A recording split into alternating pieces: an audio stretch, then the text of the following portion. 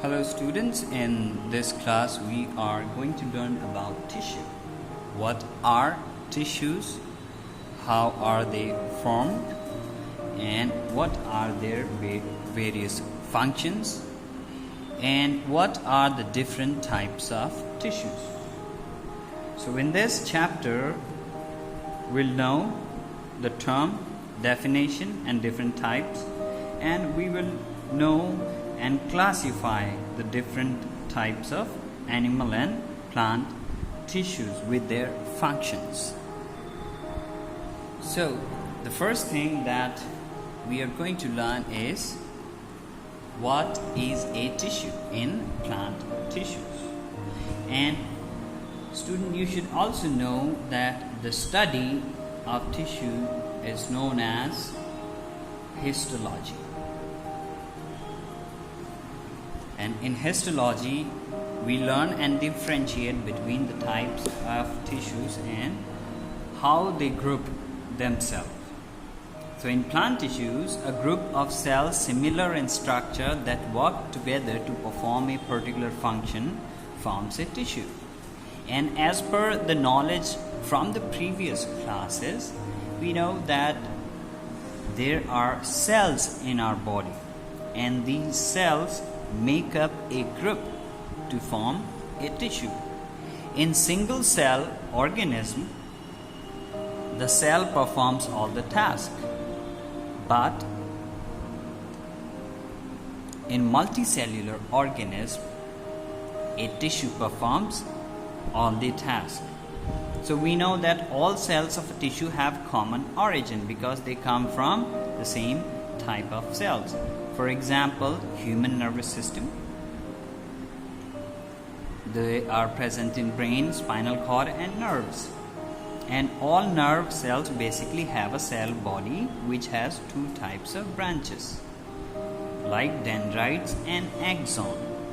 And in upcoming classes, you will be able to differentiate and learn more about what is a nerve cell, what are dendrites, what are axons. Now let us see the classification of plant tissues. In plants, there are two types of tissues. One is known as meristematic tissue, which keep on dividing, so they divide. And the other one is permanent tissue. They all have the same shape, size, and they remain the same. The meristematic tissue, it comes from a Greek word which is known as meritos, which means to divide. And meristematic tissues, they have the ability to divide throughout their life of plant, and always they produce living cells and new cells. And what it does is that they have the characteristic of uninucleated and thin walled, and they always continuously divide. And due to this dividing capacity of these meristematic tissue, they are known as the living tissue. This is an example of how a tissue look like, and they all have the following characteristics: that they don't have a intercellular space between these cells, and these meristematic cells may be spherical, they can be oval, polygonal, rectangular, and they are made up of cellulose. And they have abundant of cytoplasm. So this is the cytoplasm and this is the nucleus which is inside. So they have abundance of cytoplasm, and they contains very few vacuoles, or they might not even contain vacuoles at all. Now we see occurrence. Occurrence means where they occur, where they are situated. There are three places.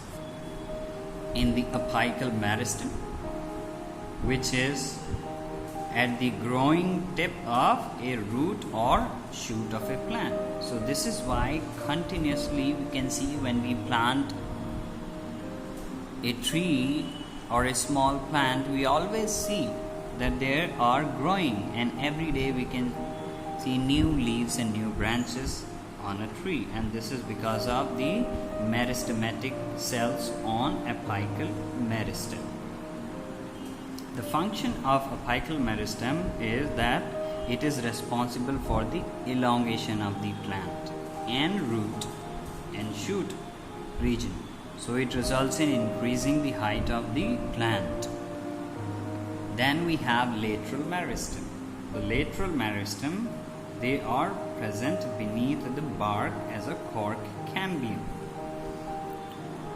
as you can see in this diagram.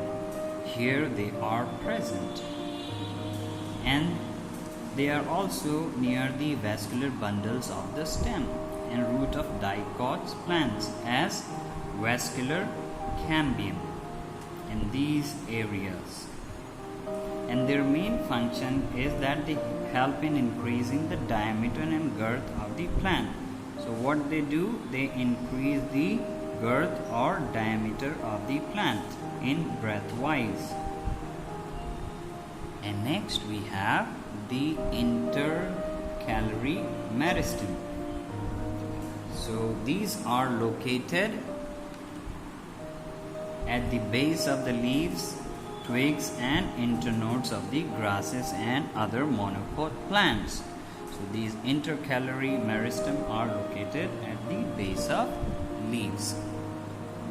And the function of intercalary meristem is that they increase the length of the organ and are responsible for bending or movement of twigs.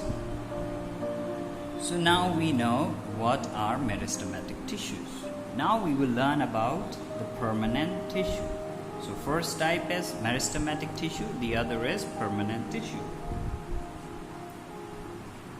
So meristematic cells have a unique role in the growth and maintenance of the plant. This is the question, that what happens when meristematic cells lose their dividing capacity? They become permanent tissue. So what are permanent tissue? That they cannot divide anymore, and they become of the permanent shape, and they only carry special type of functions. So when meristematic tissue lose their capacity to divide, then they form permanent tissue, and these permanent tissue have a definite function and they acquire a definite shape since the time they lose their capacity. So these permanent tissue as well are of different types. Number one is a simple permanent tissue. So a simple permanent tissue are those tissues which are formed of only one type of cells, and these cells can be parenchyma, collenchyma or sclerenchyma. So these simple permanent tissue have parenchymatous cells, collenchymatous cells and sclerenchymatous cells. So the simple permanent tissue are those tissues which are formed of only one type of cells. Like for example, as I told you, if they are formed from parenchymatous cells, they will be simple permanent tissue. And they're also known as the protective tissues because they perform the task to protect the plant from outer environment like epidermis and cork, and they also act as supporting and protective tissue described as below. Number one is parenchyma. So here it means paren means beside and enchyma means filling. So these parenchymatous cells, they have the ability of division and they are living cells. So these cells are isodiametric, which means they are equal at all sides. So they have oval, rounded, polygonal and elongated shape. And the location of these cells are present at soft part of the plant. Or we can say that they are present at all the organs of plants like cortex, pith, medullary rays or cortex of root and mesophyll leaves. And their function is that they act as a packing tissue and they fill the space between other tissues.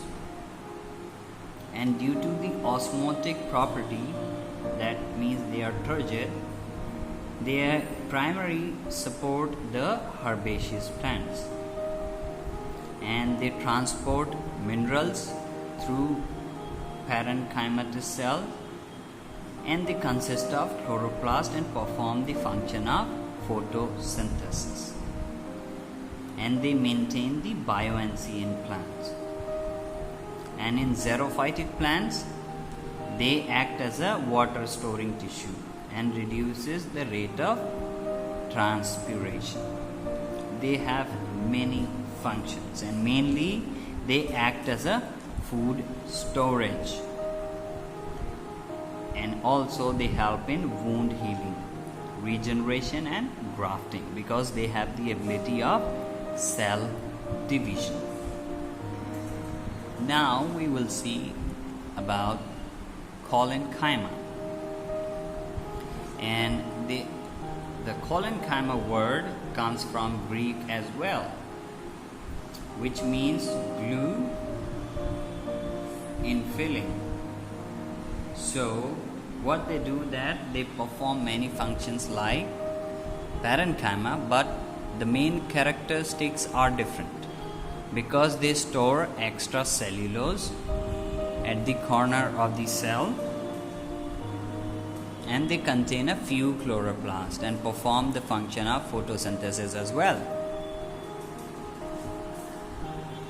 The location of these cells are in stem and leaf stalk, which are the petiole and midribs of dicot plants, and they form a layer below epidermis called hypodermis. And they are the living cell as well because they divide, and their function is that they provide mechanical support to the developing organs and flexibility to the plant when the plant moves or is stimulated by the air or by touch. So they perform the function of flexibility and mechanical support. And photosynthesis because they also have chloroplast. They store food and they are responsible for elongation of organs in plants. And thirdly, we will see what is sclerenchyma. So this also comes from the Greek word scleros, which means hard. So actually they lose the ability of divisibility. That means they cannot divide. They are dead, and their cell wall are thickened by lignin, and they are called lignified. So they have less intracellular space, and they are very closely or tightly packed, and they will look like tiles in mosaic floor. And they have a middle lamina present in between the two sclerenchymatous cells, which is made up of lignin, protein and pectin. It is present in between two adjacent plant cells. So these sclerenchymatous cells, their cell wall is formed out of cellulose and hemicellulose, and they are lignified. They are like dead cells. They are hard and they have pits. So they can form two types of cell. These sclerenchymatous cells can form two. One is the fibrous types and the others are sclerids, and they are also known as rock cells. And mainly their function is to provide mechanical support, and they also help in conduction of minerals and nutrients when present in secondary xylem. That means they conduct the minerals and nutrients and helps in their transport indirectly. And they are present on the surface of fruits and seeds and help in dispersal. So this is why when you eat a pear, and that munching sound which comes is because of these cells. So because their cell wall is so highly tightly packed or thickened that they become dead or they have a stony like appearance, and this is why they are known as stone cells. And the sclerids, which are known as stone cells, their main function is that they provide strength even in the seed covering of a plant, and they are responsible for the grittiness to the pulp of fruits. The next topic in the book is protective tissue. So up till now we learnt about the meristematic cells, the living cells, and the simple type of permanent tissues, which are parenchyma, chlorenchyma, and sclerenchyma, and how the various functions and where they are present. Now we are going to see protective tissues. So these protective tissues protect the plant from outer environment, and that is their main function. And they include epidermis and cork. What is epidermis? It is a simple type of permanent tissue, and it provides protection to the plant, and they form a thick covering over the parts of the plant, and it forms a leaf epidermis like a waxy coating or a covering called as cuticle. And the function of the protective tissues are that they protect the tissues from mechanical injury like chemical injury or any other sorts of wounds. And these stomata, which are present in leaves, help in gaseous exchange during photosynthesis and respiration. The cuticle of epidermis also prevent water loss. So when there is too much of sun or there is a lot of evaporation, so they help in controlling evaporation. This next is cork. So cork is also known as phallem, and they are present in old dicot stem and roots. They also act as protective tissue because they change into cork cells at the periphery, and you might have seen, if you haven't, then you can look around and see a tree where in old woody stems the cork is of dead cells and closely packed without intercellular space. The function of cork is that same like epidermis, but more intensely it protects the plant from mechanical injury or infection any type, and it provides aeration of inner tissues and acts as insulator for plant. So this is all for today. Next class we are going to see what are complex tissue.